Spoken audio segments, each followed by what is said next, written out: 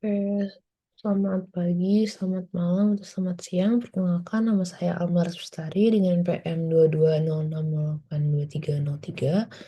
Mohon maaf, mungkin kamera saya lagi agak rusak, jadi mungkin kurang terlihat wajah saya. Namun, kita mungkin bisa mulai saja dalam tutorial berikutnya, yaitu mengenai modul O216, yaitu payroll. Nah, apa yang kita akan lakukan pada tutorial ini, kita akan mengevaluasi modul payroll yang berkaitan dengan pengelolaan compensation dan payroll di PT kita. Nah, modul ini digunakan untuk mengelola gaji, tunjangan, potongan, dan pajak karyawan sehingga lebih terstruktur ya. Ya, pasti modul ini karena sudah diotomatisasi bisa membantu memastikan pembayaran yang akurat, mendukung kepatuhan regulasi, serta meningkatkan kepuasan karyawan. Nah, di sini ada perpindahan akun, namun saya tidak akan eh, menjelaskannya secara detail ya, karena tutorial-tutorial sebelumnya sudah dijelaskan secara lebih detail. Nah, sebelum kita mulai ke tutorial sesungguhnya, kita masuk ke pre-tutorial terlebih dahulu. Di sini kita akan melakukan duplikasi database pada tutorial sebelumnya, yaitu tadi pada tutorial appraisal ya. Nah, caranya pada login, kita dapat memilih opsi select pada database, manage database, duplicate pada database tutorial appraisal. Nah, kemudian kita isi form dengan nama yang baru. Di sini saya menamakannya NPM payroll dan bisa langsung klik continue dan kemudian database-nya akan terbuat. Nah, selanjutnya kita harus menginstalasi modul yang akan kita gunakan pada lab ini, yaitu O216 Payroll Accounting dan O216 Payroll. Nah, kedua modul ini di Odoo saya sudah terinstall secara aktif otomatis karena sebelumnya saya sudah mendownloadnya. Namun jika belum, nanti akan ada tombol activate, bisa diklik saja untuk menginstal modul tersebut. Jangan lupa untuk masuk ke developer mode, mungkin update apps terlebih dahulu jika kedua modul ini tidak keluar. Nah, selanjutnya kita akan mengatur, oh ini pakai akun admin ya, administrator. Nah, selanjutnya kita akan mengatur akses akun user yang akan digunakan pada tutorial ini. Nah, yang digunakan pada tutorial ini ada Hana, yaitu sebagai manajer HR, dan Robby sebagai employee kita. Nah, Hana ini akan mendapat akses manager, sedangkan Robby ini akan mendapatkan akses officer. Nah, sekarang kita masuk ke tutorial sesungguhnya. Di sini kita pertama akan membuat salary rule categories. Nah, kita akan login dengan akun Hana dan membuka halaman salary rule categories untuk membuat salary rule categories yang baru. Nah, pastikan kita sudah mengaktifkan developer mode karena jika tidak seluruh categories drop-down ini tidak akan keluar. Nah, kita dapat saja klik menu grid seperti sebelumnya, klik payroll, dan klik configuration, salary rules, nanti di sini ada tulisan tombol new, dan kita akan dapat membuat salary rule kategori yang baru sesuai dengan ketentuan soal. Di sini ada kurang lebih ada 9 ya kategori yang baru. Kita dapat membuatnya satu-satu. Nah, di sini saya sudah membuatnya, ini untuk annual netto. Ini parentnya dikosongkan saja. Anual neto, anual PPh 21, biaya jabatan, gaji pokok, penghasilan kena pajak, penghasilan tidak kena pajak, PPh 21, tunjangan, serta potongan. Nah, untuk salary rule, kita selanjutnya, ini merupakan langkah selanjutnya dari yang sebelumnya kita membuat salary rule kategoris, kita akan membuat salary rule. Nah, kita akan mengaksesnya dari configuration. Di sini ada drop down salary rules. Nah, kita akan klik tombol new lagi. Jadi kita akan membuat semua salary rules yang sesuai ketentuan soal ini. Nah, untuk net salary yang ini, kita dapat memodifikasi salary rule yang sudah ada di sebelumnya, yang sudah ada di secara default ya. Nah, ini merupakan pengisian saya. Ini ada annual PPh, biaya jabatan, gaji pokok, penghasilan tidak kena pajak, PPh 21, tunjangan tambahan, tunjangan BPJS Kesehatan, tunjangan JKK, tunjangan JKM, tunjangan JHT, eh, tunjangan JP, iuran BPJS Kesehatan, iuran JJK, iuran JKM, iuran JHT, iuran JP, annual netto, net salary, ini saya modifikasi dari yang sebelumnya, dan penghasilan kena pajak. Nah, pada net salary ini kita harus menyesuaikan field yang ada di tab accounting. Di sini kan ada accounting ya. Ini saya sudah menyesuaikan sih. Ini ada tab accounting ya. Ini bisa dibuka saja accounting tabnya.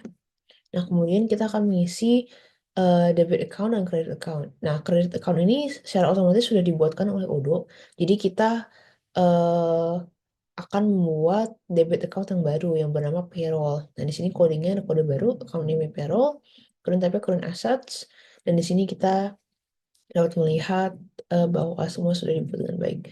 Nah, ini kalau misalnya bingung cara membuatnya, kita dapat klik ini dan search more. Nanti di sini bisa ada klik new ya untuk buat baru. Oke. Selanjutnya kita akan ke tahap berikutnya yaitu membuat salary structure. Nah, untuk membuat salary structure, kita dapat klik configuration pada modul yang sama yaitu modul payroll dan klik salary structures. Nah, kita akan membuat salary structures dari salarius yang sebelumnya kita buat ya. Ada kurang lebih 19 kalau tidak salah. eh ya, kurang lebih 19 ya. Nah, berikut tampilannya semua sudah ditambahkan. Terus yang bernama salarius pati kita. Ini parentnya sudah dikosongin, saya lupa menghapus screenshotnya seharusnya.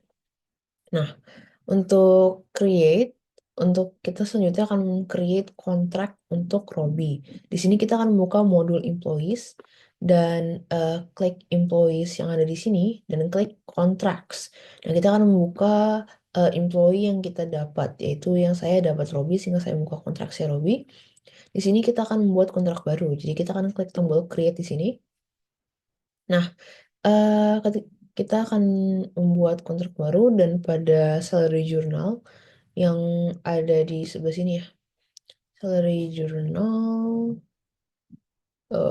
ya ini di bagian accounting salary journal ya kita akan membuat yang baru yaitu namanya payroll. Di sini kita akan create salary journal bisa diisi sebagian seperti ini dan untuk CTR 001-nya bisa seperti ini. Oke.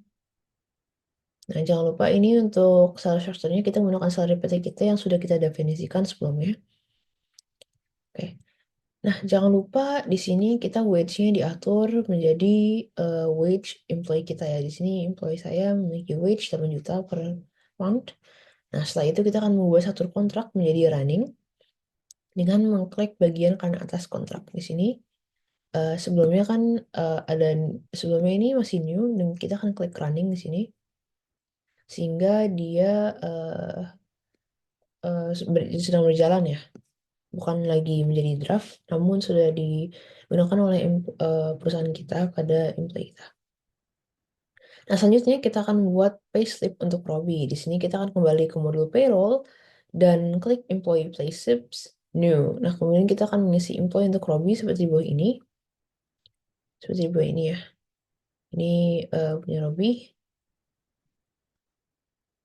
Dan ini juga workdays and inputs-nya. Nah, kita akan klik compute sheet terlebih dahulu agar keluar seperti ini, salary computation ya. Jadi sebelumnya ini, dan setelah klik tombol compute sheet, dia akan mengeluarkan perhitungan seperti ini. Nah, setelah itu kita dapat klik confirm apabila sudah benar untuk melakukan posting pada payslip tersebut. Nah, di sini kita akan bisa mengecek pada tab accounting entry, accounting information di sini.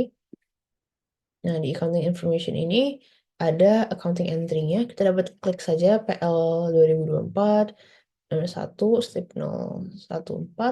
Di sini kita dapat lihat bahwa kita telah langsung otomatis terbuat ya payslip yang baru untuk yang sudah diposting accounting entry-nya itu apa?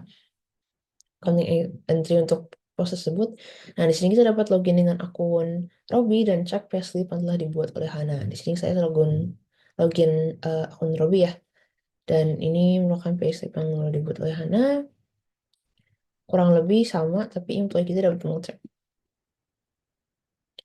Ini untuk semuanya, detail sebagai kategoris. Ini employee payslips-nya yang accounting. Oke.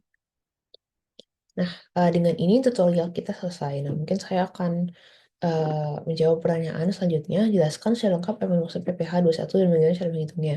Dan di sini saya mengambil source dari CM Beniaga ya. Jadi penghasilan pajak penghasilan itu pungutan wajib atas setiap penghasilan yang diterima oleh wajib pajak seorang dan badan usaha. Nah, pasal 21 ini merupakan jenis pajak yang dipungut atas penghasilan karyawan dari pemberi kerja. Nah, caranya bagaimana? Pertama, kita akan mengumpul penghasilan bersih. Jadi, penghasilan bersih ini penghasilan bruto dikurangi dengan biaya pengurangan yang terkait pekerjaan. Misalnya tadi biaya atau potongan atau iuran ya. Nah, selanjutnya kita akan menghitung penghasilan tidak kena pajak. Di sini adalah batas minimum penghasilan yang bebas dari pajak. Ini sudah ditentukan oleh pemerintah kalau tidak salah ya. Ada perhitungannya sendiri, namun saya tidak akan terlalu detail karena ini fokuskan ke pajak penghasilan. Setelah itu kita akan menghitung penghasilan kena pajak. Nah, penghasilan kena pajak ini eh, eh, penghasilan kena pajak ini penghasilan bersih dikurang penghasilan tidak kena pajak. Nah, ini agak rumusnya penghasilan bersih, penghasilan bruto, biaya usaha, PKP ini penghasilan bersih. Nah, selanjutnya kita dapat menghitung PPh-nya sendiri. Nah, setelah kita tahu besaran PKP kita kemudian akan menentukan persentase perhitungan pajak PPh. Nah, PKP kurang dari 50 juta ini dikenakan tarif sebesar 5%. Dan ini peraturannya. Nah, PPh ini wajib dibayarkan dalam periode 1 tahun diperoleh dari perkalian antara PKP yang sudah diperoleh dengan persentase sesuai ketentuan. Oke, selanjutnya jelaskan mengapa tunjangan dan iuran dari JHT dan JP berbeda dengan presentasinya dan apa manfaat hal tersebut. Jadi tunjangan hari tua, sebentar, iuran, sebentar, saya lupa kepanjangannya maaf. Oke, jadi iuran jaminan hari tua dan jaminan pensiun ini agak sedikit berbeda ya. Jadi JHT ini dana yang akan dibayarkan sekaligus saat seorang pensiun sehingga lebih besar ya presentasinya. Nah, sedangkan jaminan pensiun ini berupa pembayaran bulanan jangka panjang setelah pensiun. Nah, presentasi iuran tersebut berbeda karena menyesuaikan kebutuhan dari eh, ya JHT dan JP. Nah, selanjutnya lakukan eksplorasi simulasi jika Anda sebagai manajer HR, Anda ingin melakukan import data employee sebagai salah satu kebutuhan payroll. Nah, di sini saya membuat link sheet yang baru untuk mempersahakan hal ini. Bisa dilihat di sini. Ini ada 5 employee, tapi mungkin kalau misalnya buku di data pasti lebih dari 5 employee ya. Cuman di sini karena saya mensimulasikannya, saya hanya menggunakan 5 employee dari PT kita, yaitu Riu Rahmat, ini Rebi Rahi Rizka. Nah, di sini saya hanya masukkan yang esensial saja untuk subscribe type. Nah, di sini kita akan balik ke employees, terus klik contracts. Dan untuk melakukan ini bisa langsung export header saja biar lebih mudah. Nanti mungkin bisa disesuaikan sedikit. Nah, kemudian kita akan jadi pada saat kita ke contracts ini bentuk URL-nya. Nah, kita akan mengubah seperti ini sehingga model ini HR contract and action import. Nah, jadi kita membutuhkan ini karena saya tidak menggunakan tombol yang memungkinkan untuk import ya. Jadi saya langsung ke URL-nya saja. Nah, kemudian kita akan melakukannya seperti biasa, yaitu upload file, klik test, dan kalau misalnya terlihat everything seems valid, kita langsung klik tombol import yang ada di sini. Nah, di sini sudah terlihat bahwa sudah diimport datanya. Kalau misalnya kita kembali ke tab contracts ya, employee contracts. Nah, ini ada semua data yang baru. Dia sudah ada kontrak name-nya, start date, statusnya. Nah, itu mungkin untuk pertanyaannya sekian. Dan untuk refleksinya, pada tutorial ini saya belajar modul payroll di Odoo dapat dimanfaatkan oleh perusahaan sebagai pengelolaan gaji menjadi lebih efisien dan transparan dengan adanya struktur payroll yang sistematis. Nah, di sini saya juga belajar bagaimana pengajian terjadi, mulai dari komponen gaji, yang tunjangan dan potongan, hingga proses slip gaji karyawan. Di sini juga saya belajar kalau misalnya menggunakan Odoo ya, terus ada accounting dan payroll, ini dapat bekerja sama. Yang tadi seperti tadi, yang bagian posting ya, dia langsung membuat slip ini, bukan bukan slip, sorry, membuat entry accounting ini. Jadi semua terintegrasi dengan baik sehingga tidak perlu ribet perusahaan. Oke, mungkin sekian dari saya. Kurang lebihnya mohon maaf. Sampai ketemu di video berikutnya jika ada. Terima kasih. Saya pamit undur diri di sini.